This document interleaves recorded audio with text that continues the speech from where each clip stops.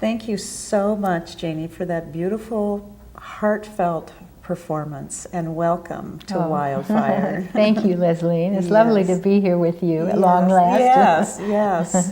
Yes, your performance, I was very moved by your weaving of all of the talents that you have of being an artist and a musician and a writer and I would say a poet too, because there's poetics in it, and also the spiritual feminist warrior and a singer. I mean, just the amazing.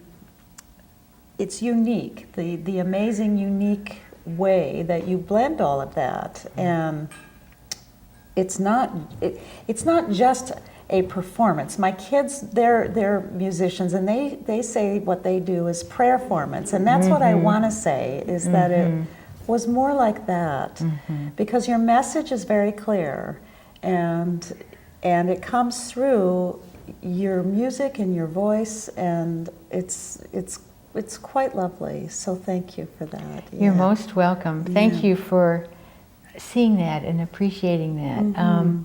I do have a message, and it's a very heartfelt one. And so whenever I have an opportunity to put it out there, I do. I realize I'm picking up little sparkles from your mirror. I don't know what that means, but yeah, to get people to sit and sit down and be quiet and listen is really, and have an opportunity to speak to people on that level is very rare, and it's wonderful. Yes. I've told you I do sing in church every now and then. And that's a wonderful venue, because everybody's just sitting there and they're very quiet. Yeah, right. And they're open to moving into that sacred space. Yes, and and that's what it is. It's sacred space. You through your artistry, you create sacred space, and it's very moving. Thank you. So, thank you. On your website, you have a wonderful saying that you did bring out in your performance. Right. So would you, to the best of your ability, if I can still remember if you can remember it, certainly. would you say that for us again? When the world was at peace and love did reign, when we dwelt in the land of the sacred and revered the gift of life, when we loved our Mother Earth, we listened to the wisdom of our grandmothers. Yes. You know, when I heard that, and when I hear it again, what comes up for me about that is, you know, our Constitution was founded on the Iroquois Federation, and what they left out, what the men left out, was the Council of Grandmothers. Yeah. And I think that poetry just expresses so well what happens to a people and a land when we don't listen to the grandmothers. That's right. And we're living in it. We're living in it. Yes. So can you talk to us a little bit more about your message that you? Well, you know, I kind of said it all, but my experience of being in this solitary place, really stepping outside the world as we know it, and having all this be revealed to me, it made me understand that this really, this was 20 years ago when this happened. So we weren't talking about quite the same things we are now.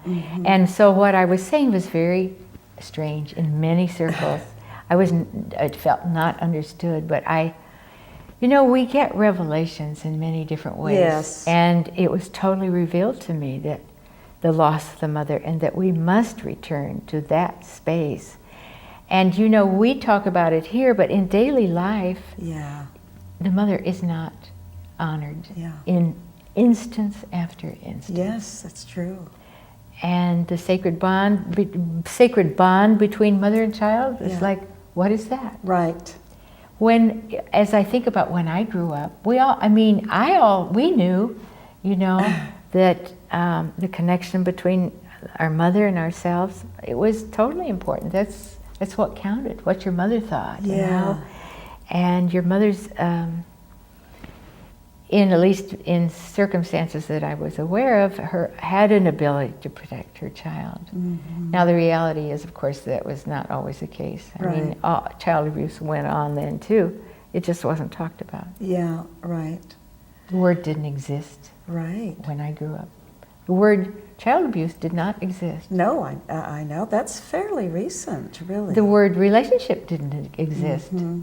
Mm-hmm. So what a life we were living in. Yeah, well, pretty oppressed. And even inside of that, in your singing about your own mother, I could feel your love for her. And even in that oppressed reality, Right. it was there, which is really amazing, you know. Well, you know, I wasn't aware of that at the time. Uh-huh. You know, it's only come as I've gotten older and I reflect back. Uh-huh, uh-huh.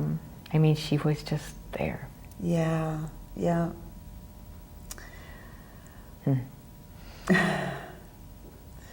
Can you talk to us a little bit about your sense of being a spiritual feminist warrior? Well, yes, I feel that I talk about things that most people don't talk about or want to talk about, and you certainly do know this for yourself because you're right out there. Yes, I do it. I do a lot in my writing, and I'm an email, and I send out writings, and more, and you know, it takes a certain amount of courage. Yes, It takes it does. a lot of courage. Yes, it does. Takes a lot of courage. Yes. And the more you do it, the more courage you get. And actually, many times I don't have something that I can just, give it an example. But when I have an opportunity to point out the loss of the mother or the loss of a grandmother's wisdom in the world, many times, and I do it with trepidation. I think, I wonder if I should do this. And then I'll get back emails from people saying, thank you. Yes. Thank you. Yes. So it lets me know I'm on the right track. But it really means getting down to reality. Yeah. Speaking about life as it is. As it is. Not this whatever we're living in. Yeah. This kind of house of cards, this kind of superficial way of relating to each other. Yeah. Talking about horrific things happening in the world without compassion in your voice. You know, there's all of that, that we're become so desensitized. Yes, that's true. So it's quite a path to be on, and of course there isn't any other. And I think as time goes on, we'll all realize there isn't any other. Right. You know, I've often thought there will be, eventually people will think, or young people, I don't know what to do with my life, or I don't know. You know, there'll only be one thing to do, and that's to heal the earth. Yeah.